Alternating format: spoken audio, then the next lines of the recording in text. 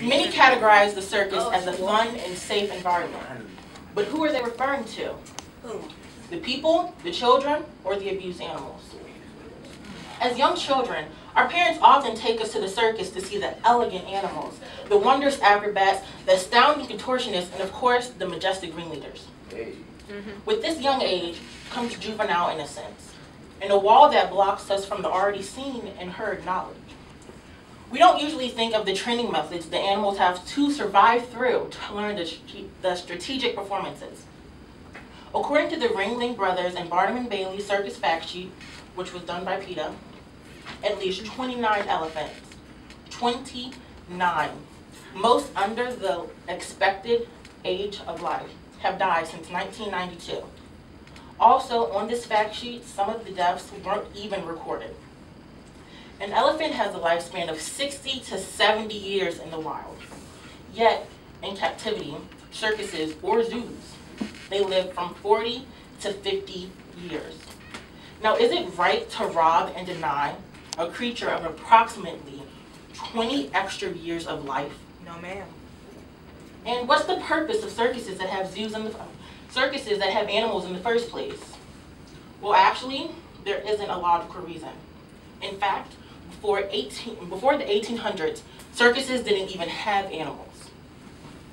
Isn't it more interesting to see a human bend their body in unusual ways? Doesn't the thought of someone inhaling and exhaling fire captivate your own mindset? Yeah. Now think about it. Did the thought of someone breathing fire come across your mind? What? All right. What's there to adjust in most top-notch circuses anyway? The most important thing to fix is how the animals are trained. And if not how they are trained, that they're using the circus anyway. The most important thing to fix, wait, no.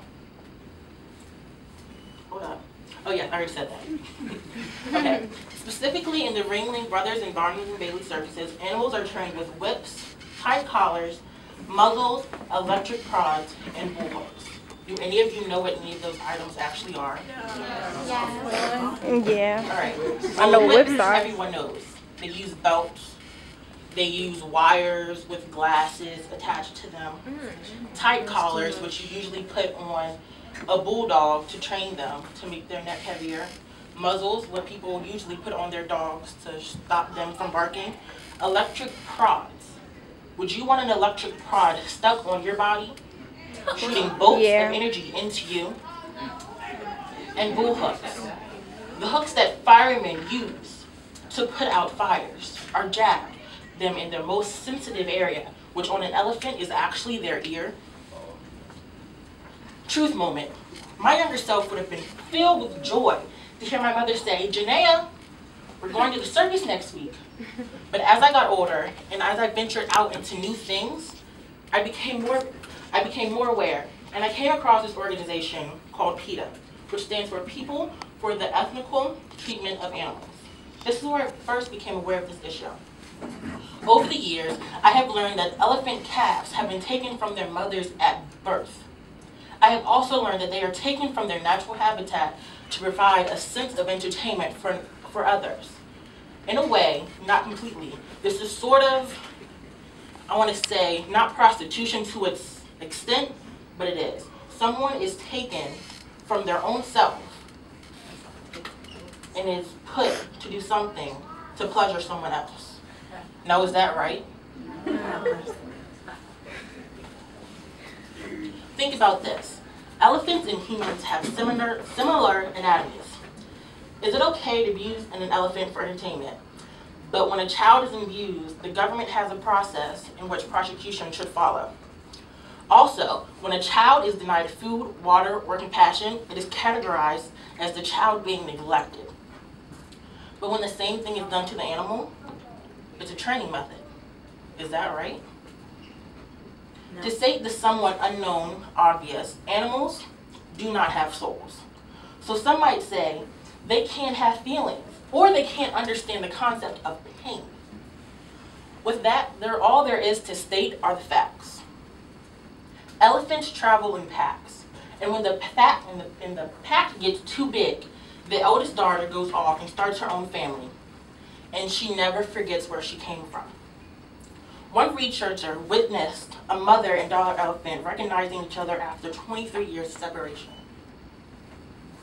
Each of us has experienced the death of a loved one, and as respect for them, we go to visit them at their gravesite. This concept is identical to when a member of an elephant's family passes. Each time they roam the area of where the loved one passed, they stop, and they just sit there, and they think, and they remember them. There are many solutions to this issue. For one, you can register for PETA and become more aware of this issue for yourself. And instead of attending the circuses with animals, go to ones without them, as well as zoos. Instead of the animals being caged in, they roam as they do in the wild. The zoos are called free-range zoos, and I've been to one. There's actually one up in Ocean City, right outside of Salisbury. And it is safe. The animals, they're not caged in. Monkeys do roam. They do not fling poop. Birds and ducks. I actually have a duck. I go see him. I name him Bob. And yeah. All right.